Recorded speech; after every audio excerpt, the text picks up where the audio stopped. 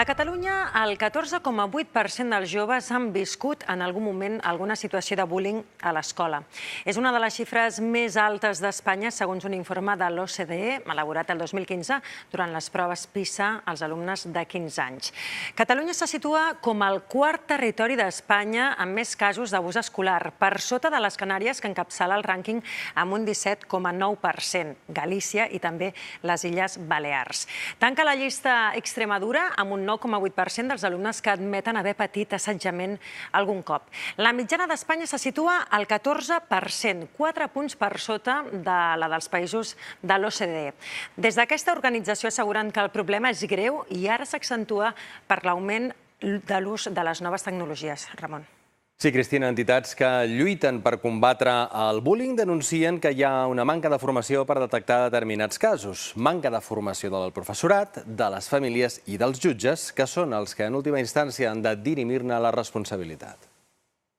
En Jota em dóna patades. En D em va tirar contra una punta volent. Alguns cops no em deixen jugar i s'enfaden i em parlen molt malament. Vaig escriure una carta entre tercer i quart de primària, explicant més o menys el que em feien i com em sentia i tot. Tot el que va patir aquesta nena està tipificat com a agressió al protocol d'assetjament escolar del Departament d'Ensenyament. Un rebuig continuat. Vull dir, tu ho veies, parlaves i intentaves solucionar i ningú t'ajudava. Vull dir, te senties que ningú ajuda.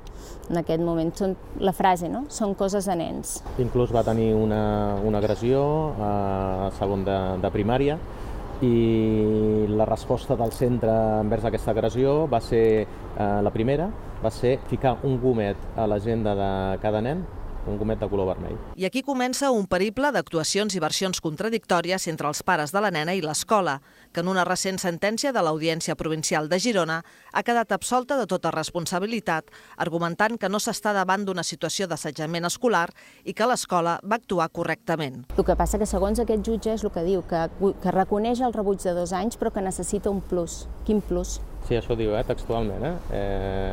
Para ser acoso escolar se necessitaria un plus. Un plus? Que em digui quin és el plus, aquest senyor. Què vol, que s'acabin suïcidant? Això seria el plus.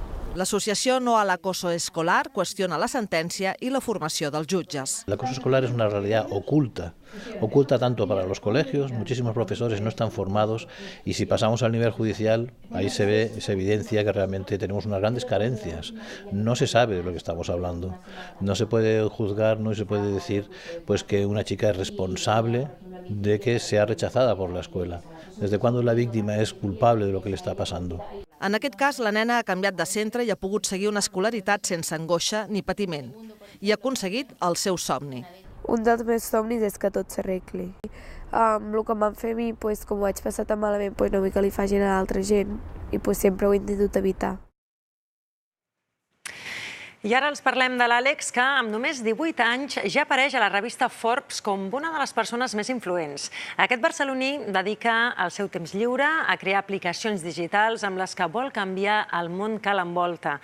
Ara treballa en una nova forma d'intercanvi de fitxers a través d'internet per revolucionar la xarxa. Observa les creacions dels joves inventors que avui han participat en el concurs de robòtica que organitza la Salle. L'Àlex té 18 anys i la revista Forbes ja l'ha inclòs entre els 300 joves més influents d'Europa. És aixecar-me pel dematí i tenir ganes de dedicar-me al... Jo sempre dic que els meus projectes són com els meus